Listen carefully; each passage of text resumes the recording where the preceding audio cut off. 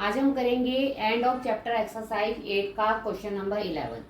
The sum of the first three terms of a GP is 13/12। आपको पता है GP की टर्म क्या होती है, ए आर स्क्वेयर। तो तीन ये जो फर्स्ट थ्री टर्म है ए आर और ए आर स्क्वेयर, इनका सम किसके इक्वल दिया है, 13/12 के इक्वल। ठीक है, एंड दियर प्रोडक्ट इज -1, और जो उनका प्रोडक्ट है A into A R into A R square, वो किसके इक्वल दिया है आपको, -1 के। तो ए क्यूब आर क्यूब क्या हो गया, -1। अब ए आर तो उसका क्यूब रूट निकालोगे आप, तो -1 का क्यूब रूट क्या होगा, -1 ही होगा। तो ए आर आ गया आपके पास -1। ठीक है, अब हम यहाँ से ए निकाल लेते हैं। ए क्या आ गया बेटा जी, -1/r।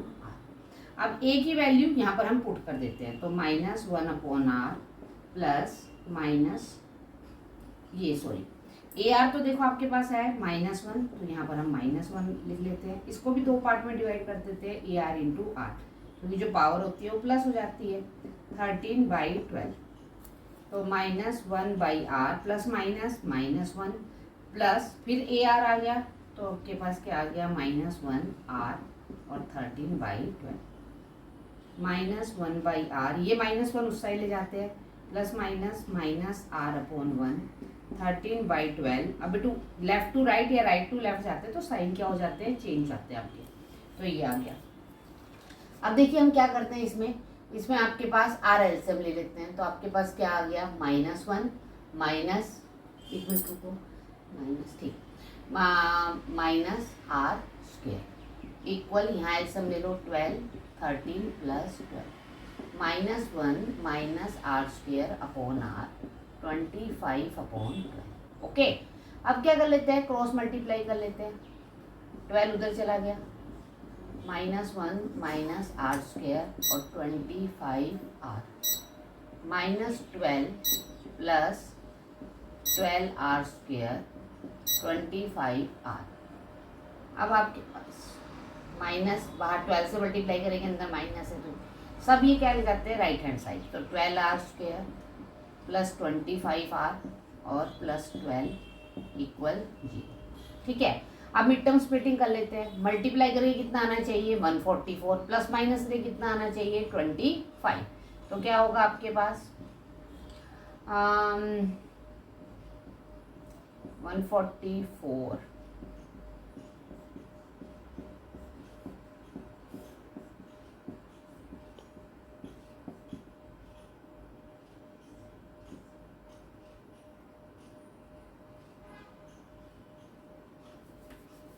क्या बन गया आपके पास, 16r प्लस 9r प्लस 12। ठीक है, अब ब्रैकेट खोल दीजिए, आती है ना सबको मिड टर्म स्प्लिटिंग। अब देखिए इन दोनों में से क्या लेंगे कॉमन, कितना आया 4r, 3r प्लस 4, इसमें से 3 बाहर कॉमन आ गया, r प्लस 4। बस ये याद रखना कि जो ये और ये होता है ना, ये आपके पास सेम होना चाहिए, माइनस का भी डिफरेंस नहीं होना चाहिए। ऐसा नहीं यहाँ प्लस आ गया माइनस, सेम होना चाहिए। अब यहाँ से 4r प्लस 3 और ये आ गया 3r प्लस 4 इक्वल 0। अब 4r प्लस 3 इक्वल 0 और 3r प्लस 4 इक्वल 0। तो 4r क्या आ गया, -3, r क्या आ गया, -3/4, 3r इक्वल -4, r क्या आ गया, -4/3। ठीक है, अब आपके पास क्या है, r निकल गया। अब हम इजीली a निकाल सकते हैं। a क्या आ गया, यहाँ पर क्या है, r -1, r है -3/4, माइनस से माइनस कैंसल, ये रेसिप्रोकल हो जाएगा 4/3। और यह आपके पास क्या आ सकता है, जब -4/3 है तो 3/4। ठीक है, अब आपके पास क्या है, आपने क्या बनानी है इसमें, you have find common ratio and term. तो कॉमन रेशो वो क्या हो गया आपके पास, जब आर आपके पास -3/4 है तो आपके पास ए क्या है, आपके पास 4/3, और जब आपके पास आर -4/3 है तो आपके पास ए क्या है, 3/4। ये फाइंड आउट करना था कॉमन रेशो। अच्छा, टर्म भी फाइंड आउट करनी है। कॉमन रेशियो निकाल दिया, अब हम टर्म निकालते हैं। तो टर्म के लिए हमारे पास क्या है, देखो यहाँ निकाल दूँ मैं टर्म। अब टर्म क्या होती है आपके पास, पहले ए, फिर ए आर, फिर A R square, so on. अब ए क्या है आपके पास, 2 बन जाएगी इसमें, पहले ये वाली ले लेते हैं, -3/4 कोमा ए आर, ए क्या है आपके पास 4/3, ए क्या आ गया आपके पास 4/3, ए आर क्या आ गया आपके पास 4/3। मैं अलग अलग निकाल लेती हूँ, पहले ए ले लो, ए क्या, ए तो पता ही है, ए आर 4/3, ए आर क्या आ गया आपके पास 4/3 इंटू -3/4, कैंसिल हो गया ये, -1, ए आर स्क्वायर क्या आ गया आपके पास 4/3 इंटू -3/4 का स्क्वायर, तो 4/3 इंटू 9/16, ये कैंसिल हो गया 3/4। ठीक है, तो मतलब जो आपकी फर्स्ट वो आ गई,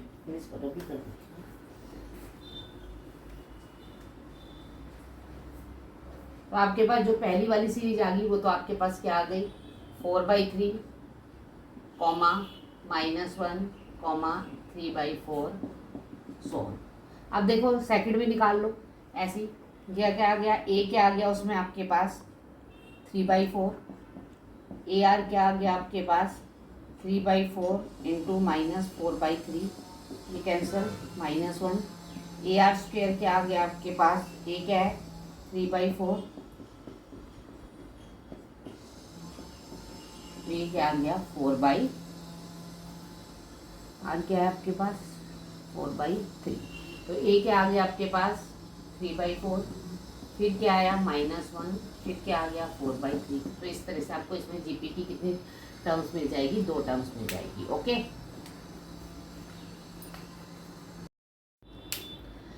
now question number 12, if the 4th, 10th and 16th term of GP are x, y, z respectively, you have proved that x, y, z in GP। तो देखो आपके पास क्या है, जो A4 है वो आपके पास क्या है x, A10 है वो आपके पास क्या है y, और A16 है वो आपके पास क्या है z।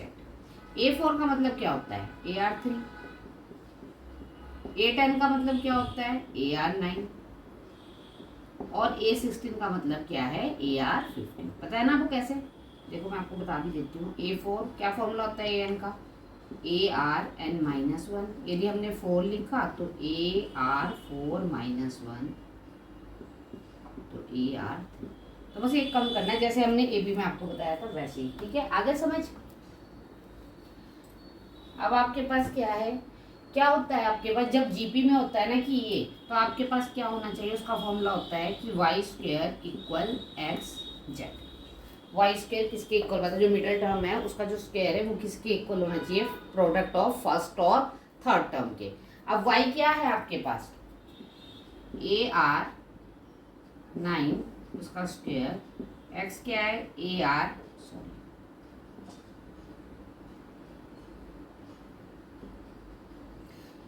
AR9 इक्वल का स्क्वायर AR3 इंटू